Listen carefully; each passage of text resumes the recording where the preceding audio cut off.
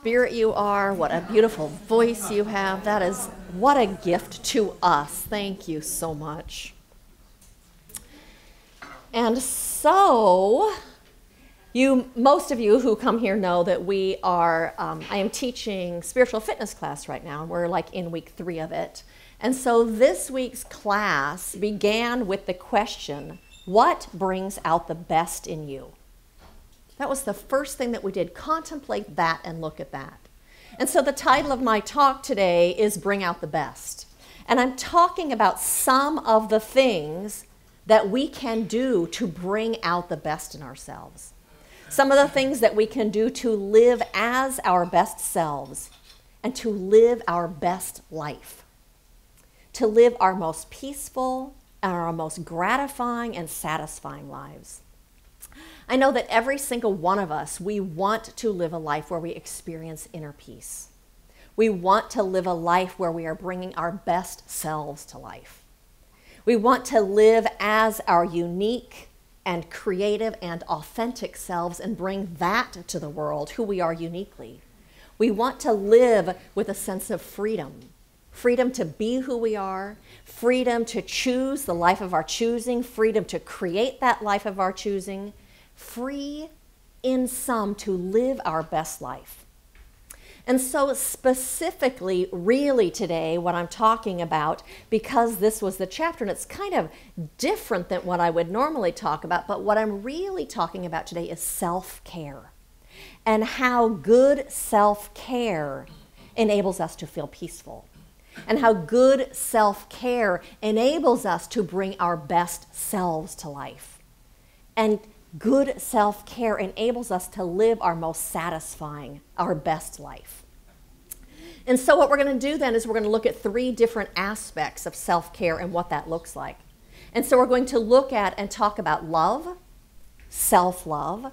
We're going to talk about self-judgment and releasing self-judgment as a way to care for ourselves, and to also look at beliefs that we might be holding that do not allow us to live our best lives and to thrive. And so another name for self-care could be self-love. And so when I'm speaking about self-love, I'm not talking about buying yourself flowers and taking yourself out to dinner and buying yourself gifts and that kind of stuff.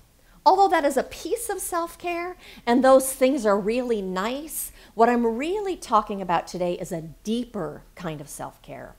What I'm really talking about is taking care of ourselves emotionally and mentally and physically and spiritually. And so in her book, Spiritual Fitness, Carolyn Reynolds speaks to this. She says, "It was only when I became quite ill that I realized what loving myself truly meant. Firstly, it meant protecting and nurturing myself and keeping anything that was harmful away from me. I was forced to recognize what weakens my body and soul and had to learn to avoid all the things and people that did. Self-love is, of course, equated with self-worth.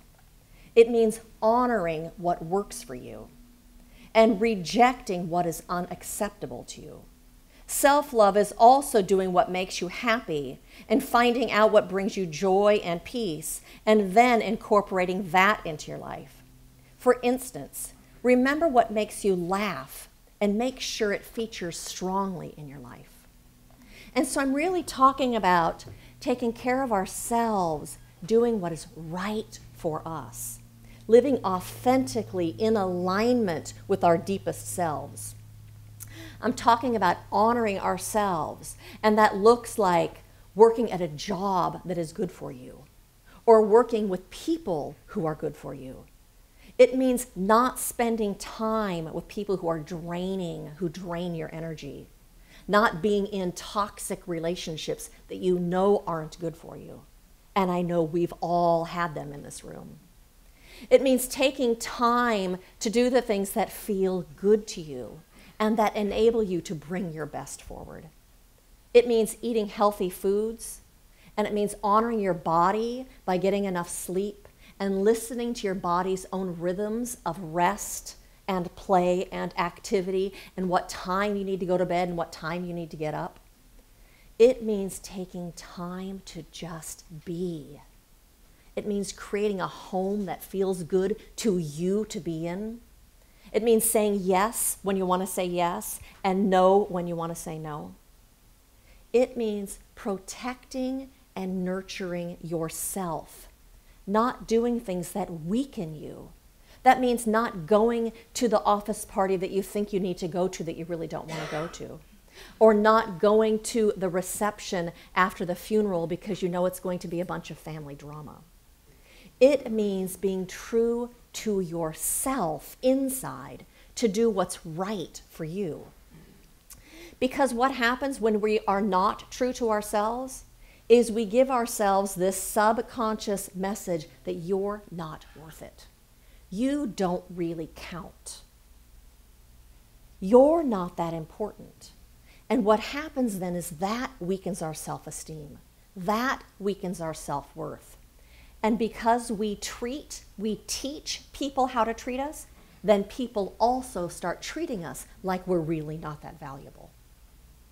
And so what happens then is we end up getting depressed, we end up feeling anxious, we don't sleep well, we eat too much and of the wrong kinds of foods, we drink too much, we do all those things so that we don't have to feel that part of ourselves that feels like we're not being true to ourselves and we're out of alignment with who we are. Instead, though, when we practice good self-care, when we're loving towards ourselves, when we care about ourselves, when we are true to ourselves, then we feel peaceful inside. Then we have a sense of ease. Then we're able to tap into our creativity and create this life of our heartfelt dreams and to do the things that we want to do. We enjoy ourselves then. And we have a sense of freedom. We feel free to create that life. We have energy then to create the life of our choosing. And so I have a friend who was talking to me recently. She got divorced a couple years ago, and she's just kind of started dating. And she realized after her marriage ended that one of the things that she did not do in that marriage that she really values, that really is important to her, is travel. They never traveled in her relationship. And so she's decided now that as she's starting to date, that is one of the things that she really wants to do. She wants to date someone who will enjoy traveling with her because that's a value to her. And so she went out on a date with this guy. She's dated him a little bit and decided, you know what, and told him, this is really important to me to travel. And he's never been a traveler. So she's planned a couple of little short overnight trips, weekend trips, to try it on. And when they've gone, he's been really anxious. And he's been really uncomfortable. And she's realized, you know what? This isn't going to work for me. And she's decided that she's not going to continue to date him. She's being true to herself and what her values are and what's important to her instead of sacrificing them for a relationship. And so that's one of the things that we do to take care of ourselves then, is to listen to what's valuable and important to us and live authentically in alignment with that. And then the second thing that we do in order to practice good self-care is to let go of our negative judgment. To let go of our negative judgments about other people and about ourselves. And so Carolyn Reynolds in this book, Spiritual Fitness, says, it's impossible to maintain a peaceful state of mind and at the same time have a judgmental thought toward another. And I add, or towards ourselves. And so think about it for a minute. Close your eyes and think about something or someone who makes you really happy. Think about something that makes you really happy and feel happy.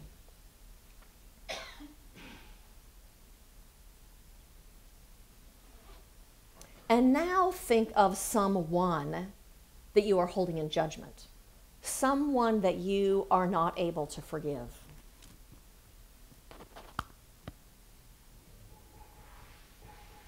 And I invite you to open your eyes. So what happened to that happiness? it disappears. We can't hold both of those things at the same time. We can't have happiness and a sense of ease and a sense of peace when we are in judgment. It's impossible to have both of those things at the same time. What that also tells me just by doing that is how much of a choice it is. We can choose what we put our focus on, knowing that that creates our inner experience. We can choose to focus on the things that raise our vibration and make us feel peaceful and joy-filled, or we can focus on the judgment and the things that we don't like and the things that make us crabby and judging other people and judging ourselves.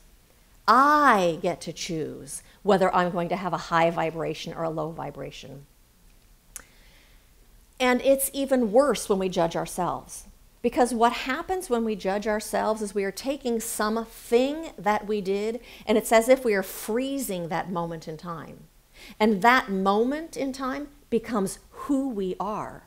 Because we don't judge the activity, we judge ourselves as if that one thing right there is who we are. That doesn't serve us. But what does serve us is letting go of the judgment, making amends, if that's necessary, apologizing, making it right, and then wiping the slate clean. And then asking ourselves, what do I want to do now? Who do I want to be now? How do I want to create my life now that this slate is clean? You know, that's why they have confession in the Catholic Church. Because when we're holding ourselves in judgment, we can't create our best life. We can't bring our best selves to the world. So you do what you need to do to make amends. You wipe the slate clean, let it go, like Ray's whole reading. Let it go, and then say, now what do I want to do? And so I read a story this week that I'd like to share with you that is about that, and it's by Alan Cohen. He says, I signed up with a trash removal service that requires rural customers to mark their addresses on their garbage cans. I took a can of white spray paint and etched my street number on one of the brown rubber cans. I set the can in the back of my SUV and drove it to the end of the road and left the garbage in the appropriate spot. When I returned to my garage, I was irked to notice that some of the white paint had rubbed off on the back of my seat. Apparently, it had not dried fully on the can, but it had dried fully in my car. I tried to remove the paint, but that time it was stuck and it wouldn't come off. Over the next weeks and months, every time I noticed those paint marks in the back of my seat, I felt foolish. A stream of judgment chided me. If you'd only paid closer attention and left more time for that paint to dry, this wouldn't have happened. Now you've ruined your car seat, and every time you look at it, you're reminded of your carelessness. Do we do that? Then one day, I accompanied a friend to a local hardware store to find some paint. On a shelf, I noticed a small can of a product called Goof Off, a remover of paint and other hard-to-get-out stains. I grabbed a can, took it home, and applied it to the defiant stain. To my delight, the paint disappeared immediately. I now see this product, especially its name, as symbolic of forgiveness.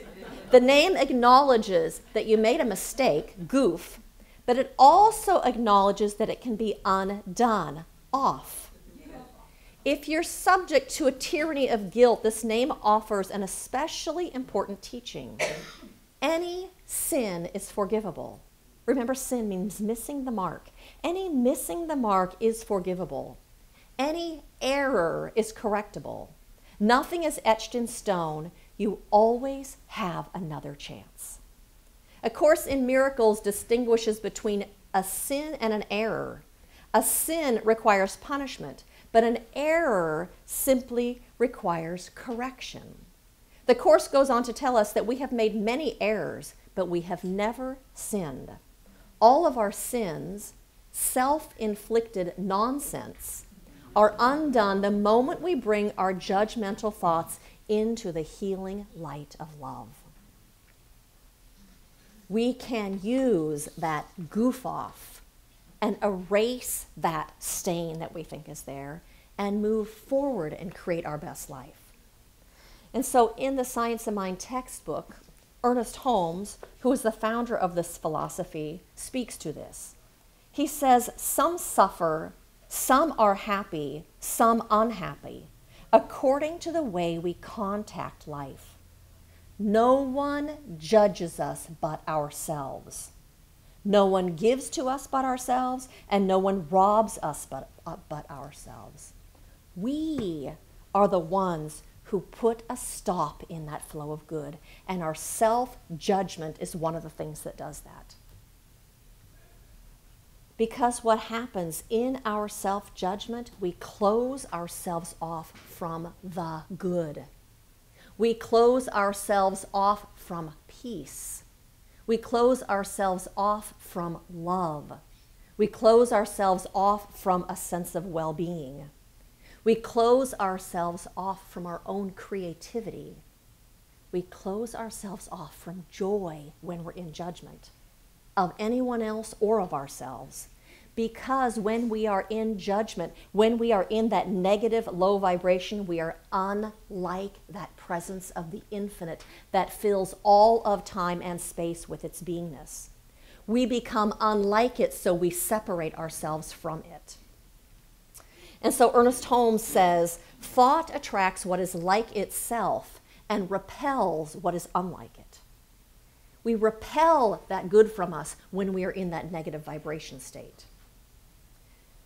So when we are in judgment, we rob ourselves of the infinite potential that is always present right where we are. We rob ourselves of our peace and our own well-being. We rob ourselves of ease and of grace. And so then the third thing that we can do to participate in good self-care is to recognize when we are acting out of old beliefs that no longer serve us. When something isn't working in our lives, when something's going on that we don't like, it behooves us to take a look at what we are believing that is holding that in place in our lives. Because our belief creates our thought, and our thought is the thing that motivates our behavior, what it is that we do, and that creates our experience. So let me give you an example of that. You have this belief that when I go to church, I feel good. Something happens and I feel fed and I feel nurtured. And out of that belief, you thought to yourself, I think I'll go to church today. And that thought, I think I'll go to church today, caused you to get up and get out of bed and get dressed and drive here and to come into the building. Being here creates the experience that you're having. So that's always how it is. There's always a belief that's underneath what it is that we're experiencing. So let's say you have a belief that says, there is no gain without struggle. And there's something in you that says, I really want to be a teacher. I would love to be a teacher and to do that for a career. And then this belief back here says, there is no gain without struggle. So you say to yourself, that means I'd have to go back to school. School's going to be a struggle. I don't think I'm up to that kind of a struggle. And out of that belief and out of that thought, school will then be a struggle. You decide not to go to school and you stay in the unsatisfying job that you've been working in. But it's the belief that has caused the experience that you're still staying in that job. So there's always a belief behind what's going on. But the thing about beliefs is they are conclusions that we have drawn. Those beliefs are conclusions we have drawn based on what someone else believes and has told us is the truth, like our parents and our school teachers and the church that we went to as kids and whatever it is, those authority figures. Or they are conclusions that we have drawn due to experiences that we've had in our lives. Those beliefs may or may not be true. And so if you discover that you are holding some sort of a belief that really isn't empowering you, that really isn't enabling you to live your best life, Katie Byron, who is an author, has a great thing that she talks about in one of her books that I love. She says for us to ask ourselves, is it true? Can I be 100% sure that this belief that I have is true? Is it true for 100% of the people? Is it true 100% of the time? If you can find somebody that isn't true for, then it's not a truth, it's a belief that is not based on fact, but that's just based on opinion. Is it true that there isn't enough time? Well, certainly those people have enough time. Is it true that there aren't enough resources? Well, it certainly looks like those people have resources. Is it true that all relationships are difficult? Well, they sure seem to have a happy, easy relationship. It's a belief that you're holding. And we can change our beliefs. And one of the ways that we change our beliefs is by looking through spiritual eyes, through looking through the eyes of truth with a capital T, through soul vision. Soul level thinking is what Carolyn talks about in this book. And so soul level thinking means seeing through those eyes of truth that I live in an infinite universe that supports me in thriving. I live in this infinite presence that is always available and that is always pouring into my life as a boundless good. It looks like telling yourself and remembering the nature of God is good. That means the nature of life is good. The nature of God is love, and it is peace, and that fills my life now. And then you walk in that truth, and you make choices and decisions out of that truth and out of that consciousness, and that moves you into a life of thriving. And so in Science Mind textbook, Ernest Holmes also says this: our belief sets the limit of our demonstration of a principle which of itself is without limit. It is ready to fill everything because it is infinite. So it is not a question of its willingness, nor of its ability. It is entirely a question of our own receptivity. We set the volume control on how much good flows into our life by our beliefs. And so the invitation is to adopt beliefs that support you in living your best life. Adopt beliefs that support you in thriving. And so I invite you again to close your eyes. I have some questions that I want you to ask yourself. To ask yourself, what brings out the best in me? What people or things bring out the best in me?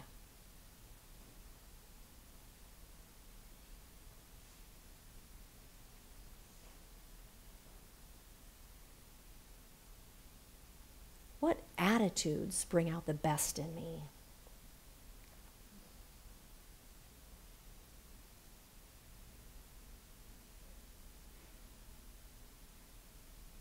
What or who expands me?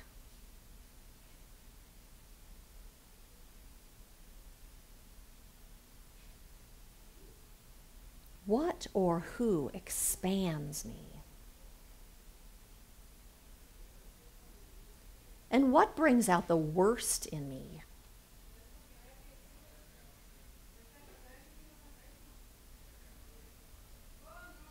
What contracts me?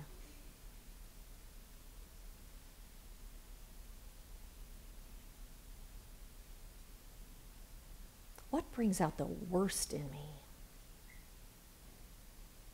What contracts me? And so I invite you to open your eyes.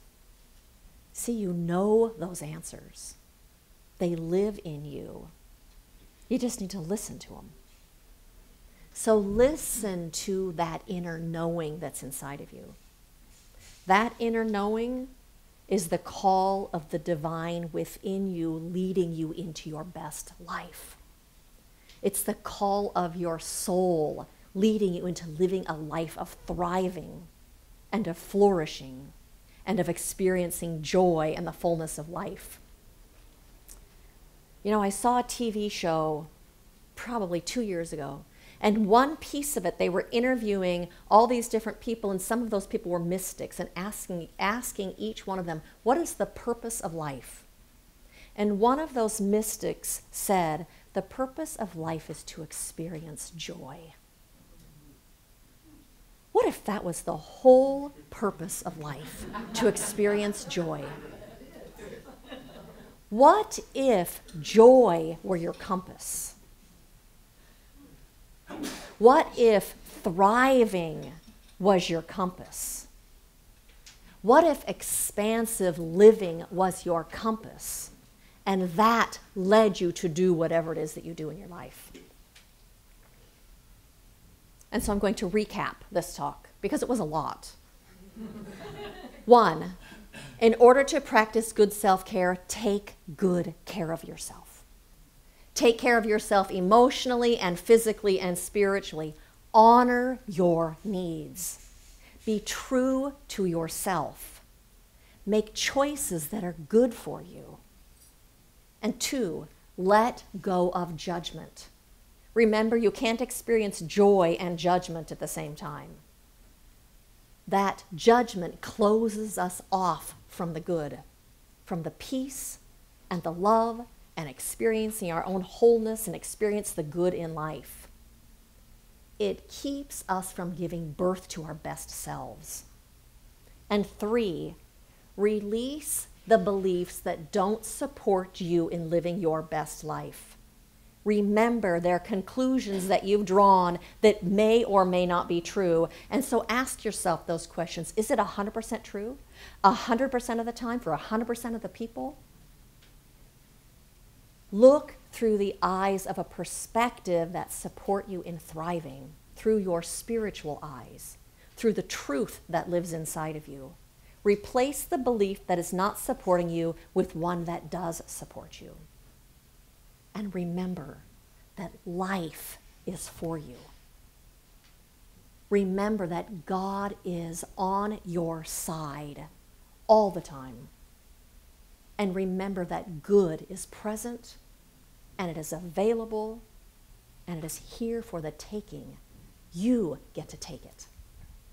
And so blessings to each one of you on this path of awakening and unfolding and living your absolute best life. Blessings to all of you.